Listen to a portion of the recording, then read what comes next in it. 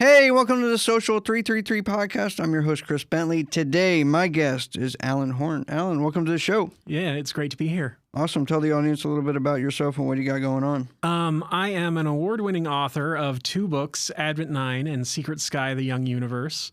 Last year, I won 2 IBPA Gold Awards, one for science fiction and one for Best Audiobook for Children and Young Adults. The science fiction category is actually an adult category, so winning it as a middle grade author was quite the experience, especially since I beat out the Writers of the Future compilation, which usually wins that award each year that's been nominated. And I was kindly invited to come aboard your podcast and talk about my whole deal. Your journey. And that's the reason why I wanted you on.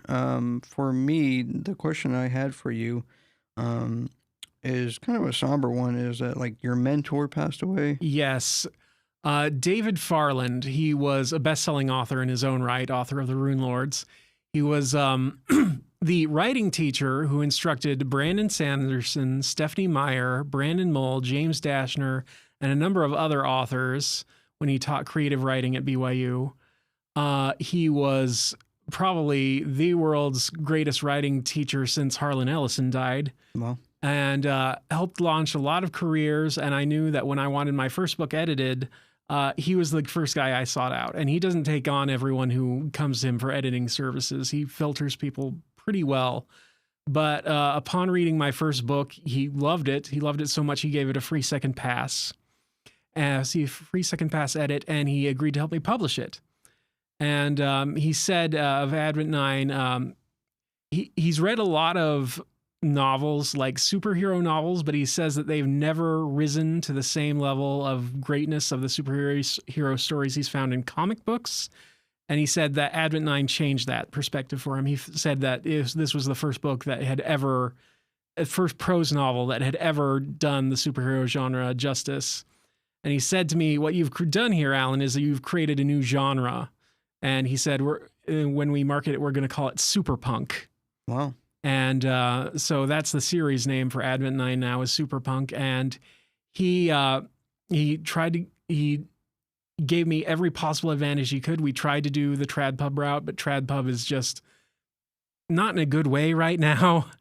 But he said, if we do the self-publishing route, I can get you in touch with movie producers. I can get you in touch with video game designers. We can make a graphic novel and then pitch that graphic novel as a movie or as a TV series or whatever. And he said, I've been working for a long time to find an indie author who could go toe-to-toe with the trad pubs and maybe even compete and even outperform them. And I think that with your skill and with my expertise, we can make that happen. I want to take you on as a special project. And so we were into the thick of it. And just a few months into it, when in January 2022, he tragically died. And all our plans went up in smoke. I still had the audiobook recording with Michael Kramer, who's a fantastic audiobook narrator.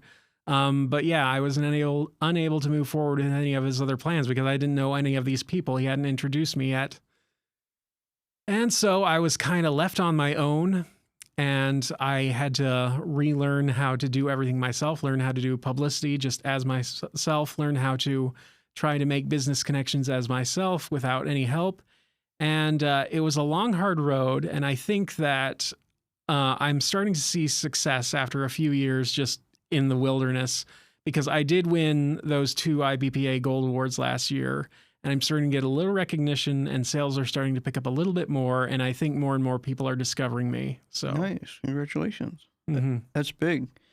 I wanted to back up a little bit and talk about just kind of the journey of writing. So I've written a couple books, or nothing special, a couple ebooks and stuff like that. And I've had some people on the show that have written, actually I've had a lot of people on the show that have written books. And some people that are just straight, that's all they do all day long is just write books, which I think is really cool. It is. Talk to me about some of the struggles that you've had with not only just writing, but publishing in general. Oh, well, I wrote 2 novels before I wrote Advent 9, and they're unpublished and likely will be for a while. It took me about 10 years to finish Advent 9 and get it to the point where it was ready for publication. And even then, I was really just too nerve-wracked to show it to anybody. It took me 2 years to work up the courage to get Dave to be my editor. But once I did, I was so happy I did. I'm sorry I waited. I can only imagine what would have happened if I'd had 2 more years to work with him. Right. But yeah, publishing right now, there's so many struggles. Anyone who endeavors to write on any level, whether independent, traditionally published, or just putting out ebooks, I think, deserves to be commended for their efforts. Publishing in general is hard because nobody in the business knows what they're doing. People who work on construction, who have been working in construction for 50 years, they know what they're doing. Right. People who have been working in medicine for 50 years or more, they know what they're doing. But in publishing, even people who have been working there for decades, they just have no idea how hits are created. They just don't know how. They can estimate, they can, place bets, but they really just don't know how to make a great book that everyone will love and that will become a sensation nationwide. And, even individual authors, even self-pub authors, the ones who do go on to get big, often the things they know go unrecognized. Like, there are a lot of indie authors that could just knock the socks off a lot of traditionally published authors. They're amazing people out there, and it's just impossible to get recognized without that kiss upon your forehead of traditional publishing, or to win some kind of miracle lottery where you get discovered as an indie.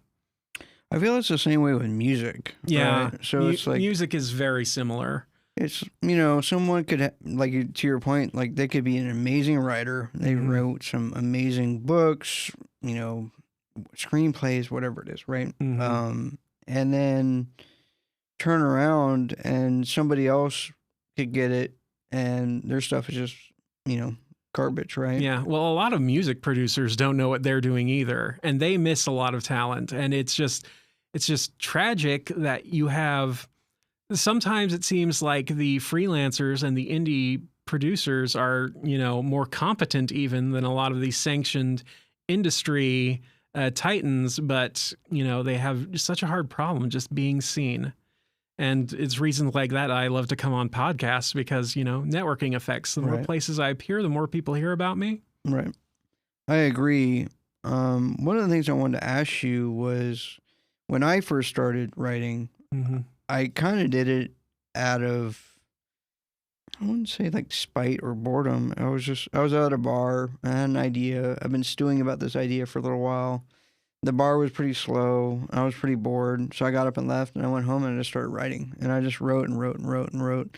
And I wasn't like getting there and then I would write a sentence and then I would delete it like you see in the movies. Like, I would just write as much as I could write. And then I would be like, okay, I got this stack of writing. And then now I need to kind of like go through it as a self-publisher or self-editor, I should say. Yeah. And then self-publish it.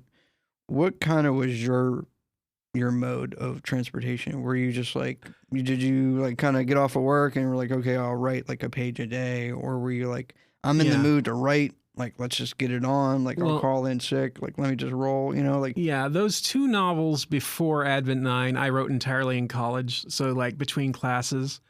Your way of doing it, to just write in bulk and then edit later, is probably the best way to go about it. I'm a bit more picky. I have to get everything semi-perfect in place before I can move on. I did eventually start writing after work. I started work as a software engineer for the U.S. Air Force. Oh, wow. Had a lot of fun, but was always the goal to become a full-time author. I knew I needed a day job because somehow I have to put food on the table. Right. But I never gave up the dream. I never said I made a determination that I was never going to just become an office worker and give up my dream. In fact, I was sure that eventually I would make sure that I could just be an author and nothing else.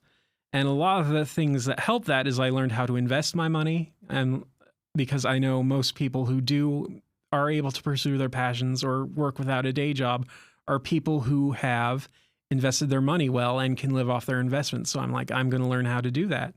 And I eventually did. I got to the point where I no longer needed to work for the Air Force. And during the height of COVID, right when working just became egregious, so many draconian regulations and stuff, I was finally done. So I walked away and I just kept writing, and I've been having a blast. I think it's a great, if you can do this life, I think that it's one of the most rewarding lives that you could possibly live, at least for me. Everybody has a different dream after all. What kind of investments, if you don't mind me asking, are you involved in? I was an early Bitcoin investor. Really? Yeah, I was investing it when it was about $200 a coin. Wow. I also did dividend snowball, just keep accruing money that way, just kind of create like a pseudo savings account using dividend bearing instruments. And that's actually one of the better ways to get rich these days. Just create a salary for yourself from your investments that way. And I got to the point where I could essentially retire, and I decided I would pursue books full time. And as my fortunes go up and down, so do my emotional state. But I've been able to sustain myself enough to where I can just keep writing books every day. Yeah, talk to me about the day-to-day. So as an author, like, do you wake up and you're like, I got this idea? Because I have a lot of ideas, and I just like start writing, or is it more of like you have this idea and it's going to be not really like a moonshot, but like a long... Yeah. Well, for me, my ideas always need to stew. Every one of my books are things that I have chewed over in my mind for a decade or more. And I've got dozens of these stories now. I'll probably never be able to finish them all before I die.